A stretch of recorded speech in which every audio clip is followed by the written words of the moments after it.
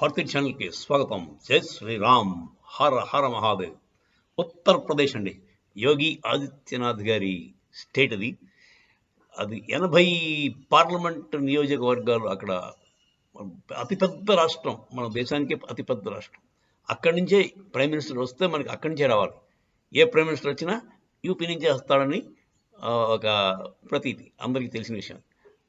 అంచేత మోదీ గారు కూడా గుజరాత్ వదిలేసి వారణాసిలో కంటెస్ట్ చేశారు. సో యూపీ అంత విశిష్టమైన రాష్ట్రం. కానీ మొన్నటిదాకా యూపీ అంటే ఒక బీమారీ, అంటే రోగి స్టేట్ అని చెప్పి మన వాళ్ళందరూ అనేవారు. సౌత్ ఇండియన్స్ అందరూ పర్టికులర్గా. ఏముంది ఉత్తరప్రదేశ్లో, అది పానీపూరీలు అమ్మేవాళ్ళు ఉంటారు, అంతకంటే ఎవడు ఏముండడు. అంటే ఉత్తరప్రదేశ్ నుంచి పాపం వర్కర్స్ అంతా మనకి వస్తారండి. వాళ్ళు హార్డ్ వర్కింగ్ పీపుల్, వాళ్ళ వర్కర్స్ అంతా అక్కడి నుంచి వస్తారండి. తాపీ పనులకి, ఇంకా బలమైన మొండి పనులకి ఉత్తరప్రదేశ్ నుంచి మన వైపు సౌత్కి వస్తుంటారు. సో ఉత్తరప్రదేశ్ అనేసరికి మనకు ఒక చులకన భావం ఉండేది. కానీ 2017లో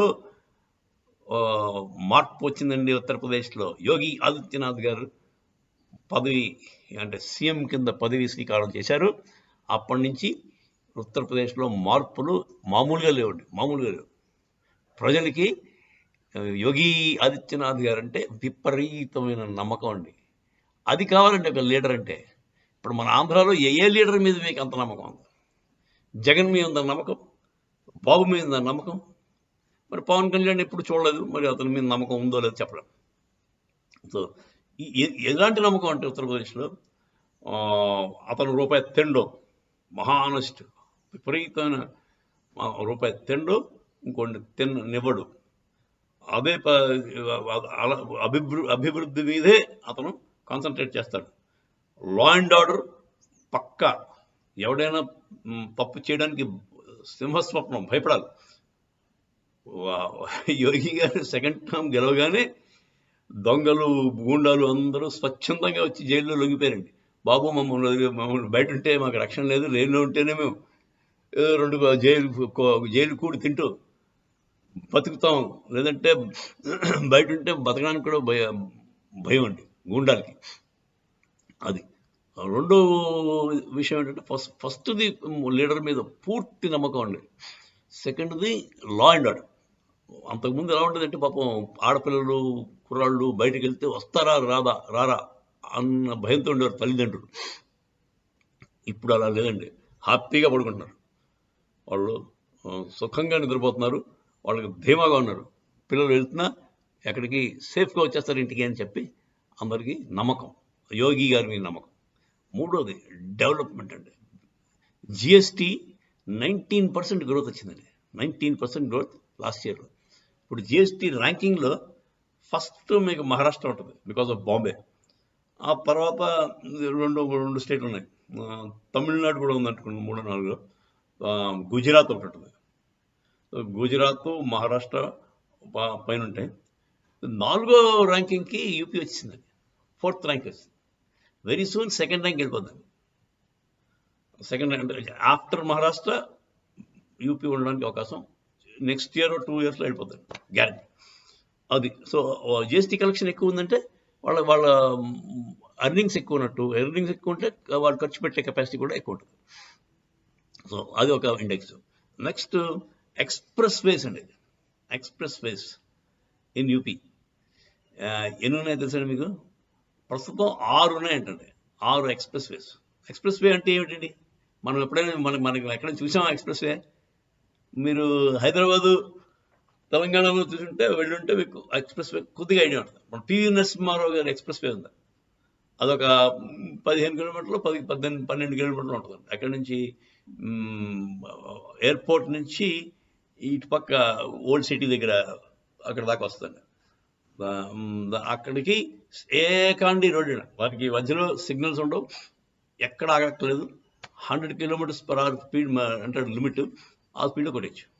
అలాగనే ring road, outer ring road ఉంది, అది కూడా 100 km స్పీడ్ వెళ్ళొచ్చు, మధ్యలో సిగ్నల్స్ ఉండవు. ఓన్లీ ఎగ్జిట్ ఉంటాయి తప్ప ఎవడో మనకి అడ్డుగా వస్తాడన్న భయం ఉండదు. That is an express way. Express వేలో దాన్ని లక్షణం ఏంటంటే దానికి సిగ్నల్స్ ఉండవు. మీరు 100, 125 కొన్ని చోట్ల 150 దాకా వెళ్ళొచ్చు స్పీడ్. కొత్త కొన్ని 6 లేన్ రోడ్స్ వస్తున్నాయి, అది 200 కిలోమీటర్లు కొడతారు. సో ఇదండి ఎక్స్ప్రెస్ వేస్ 6 ఉన్నాయి యూపీలో. ఇంకా 6 కన్స్ట్రక్షన్లో ఉన్నాయి. సో ఈ ఆల్మోస్ట్ 1500 కిలోమీటర్ల ఎక్స్ప్రెస్ వేస్ ఉంది యూపీలో. ఇప్పుడు మన పివి నరసింహారావు గారి ఫ్లైఓవర్ ఓన్లీ 10, 12, 15 కిలోమీటర్లు మ్యాక్సిమం. అవుటర్ రింగ్ రోడ్ 50 కిలోమీటర్లు. కాకపోతే ఇది 1500 కిలోమీటర్ల ఎక్స్ప్రెస్ వేస్ ఉన్నాయండి యూపీలోను. నెక్స్ట్ ఇంకో 6 వస్తున్నాయండి.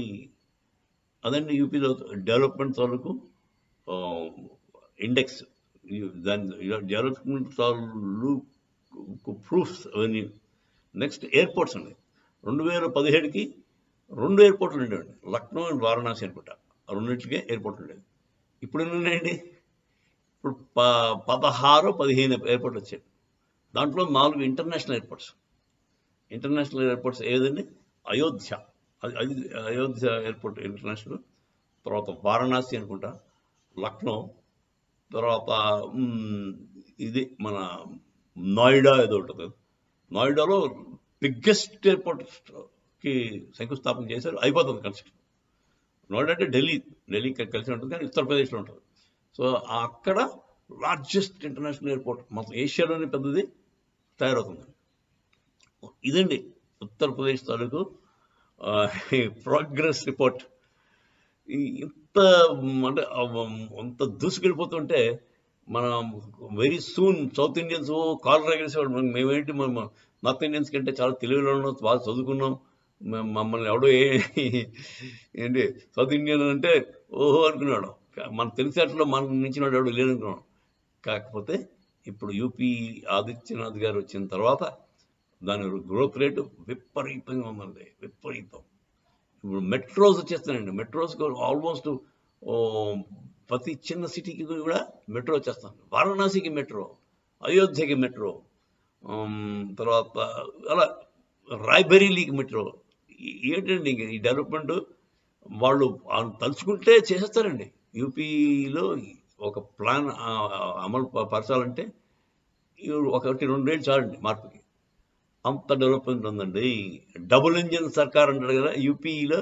ఇప్పుడు యోగి గారు స్టేట్ సీఎం, పైన మోదీ గారు ప్రైమ్ మినిస్టర్. ఇద్దరు యూపీ వాళ్ళే. అంటే పిఎం గారు కూడా, మన మోదీ గారు కూడా వారణాసి నుంచి కంటెస్ట్ చేశారు, గెలిచారు కనుక ఇద్దరు యూపీ ఆద్మీ.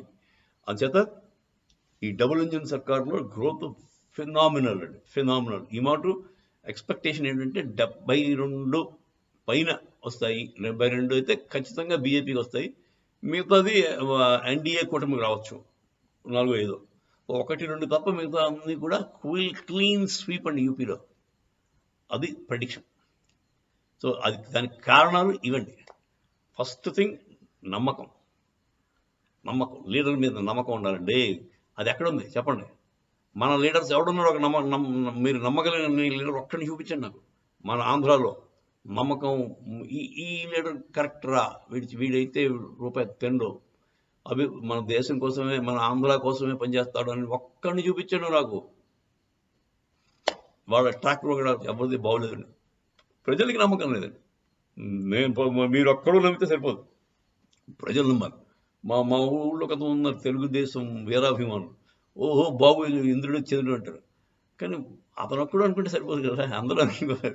గ్రాస్ రూట్ లెవెల్లో ఓటేసాడు అనుకోవాలి, నువ్వు నేను అనుకుంటే సరిపోదు కదండి. అది. సో బేసిక్గా యూపీ గ్రోత్ ఫెనామినల్గా ఉందండి, చాలా బాగుందండి. ఇదే కంటిన్యూ అయిపోతే అంతా మన దేశానికే ఒక అగ్ర స్టేట్ కింద. నెక్స్ట్ అంటే మహారాష్ట్ర ఒకటి, దానికి ఏమన్నా బాంబే వల్ల వచ్చిన రెవెన్యూ. అది అన్ని కంపెనీలు బాంబేలో రిజిస్టర్ చేసి ఉంటాయి, వాళ్ళు ట్యాక్స్ కడతారు కన్నా బాంబేలో రెవెన్యూ ఎక్కువ ఉంటుంది. అది సింపుల్. అంతేగాని దాంట్లో అంతకంటే ఏం లేదండి. అలాగే దానికి ధీటుగా మన జిఎస్టీ పెరుగుతూ వస్తుంది యూపీ స్టేట్లో. దానివల్ల వాళ్ళ మిగతా డెవలప్మెంట్ అంటే ఇన్ఫ్రాస్ట్రక్చర్, రోడ్స్, రైలు మార్గాలు కూడా బ్రహ్మాండంగా తయారవుతున్నాయి. ఎయిర్పోర్ట్స్, ఈ 3 ఇండెక్స్లు అండి. ఇన్ఫ్రాస్ట్రక్చర్ బిల్డింగ్లో ఎక్స్ట్రాడినరీ ప్రోగ్రెస్ అండి. యూపీ వాళ్ళు చాలా ముందుకు వెళ్ళిపోతున్నారు. ఇలాగని ఇంకొక 5 ఏళ్ళు ఆదిత్యనాథ్ గారు, యోగి ఆదిత్యనాథ్ గారు కొనసాగితే ఇంకా మన మొత్తం ఆల్ ఓవర్ ఇండియాకి UP is the first state అని చెప్పుకోవచ్చు. అందరికంటే మోస్ట్ డెవలప్డ్ స్టేట్ ఏది అంటే యూపీ అంటారు. ఒకప్పుడు వర్స్ట్ స్టేట్ నుంచి ఫస్ట్ స్టేట్కి రావడానికి జస్ట్ 10 ఏళ్ళు మంచి పాలన, 10-15 ఏళ్ళు మంచి పాలన ఉంటే చాలు అని యోగి ఆదిత్యనాథ్ గారు నిరూపించారండి. సో మీరు కూడా ఆలోచించండి, మన చీఫ్ మినిస్టర్ని మనం ఎన్నుకునేటప్పుడు ఎవరిని ఎన్నుకోవాలో. కానీ మనకు ఆప్షన్ లేదు. చిన్న దొంగ, పెద్ద దొంగ, లేకపోతే పెద్ద దొంగ, గజ దొంగ, అంతే తప్ప మనం సరైన వాడు ఒక్కడు లేడు మన లీడర్. అదే మన మన మన గడ్డు కాలం మనకు గొడ్డుపోయింది మన ఆంధ్రదేశం. తెలంగాణ అలాగే ఉంది, తెలుగు రాష్ట్రాలు రెండు అలాగే ఉన్నాయి. తెలంగాణ అలాగే ఏడ్చింది, ఆంధ్ర కూడా ఇలాగే ఏడుస్తుంది. ఏమవుతుందో చూద్దాం. జై శ్రీరామ్, హర హర మాధవ్.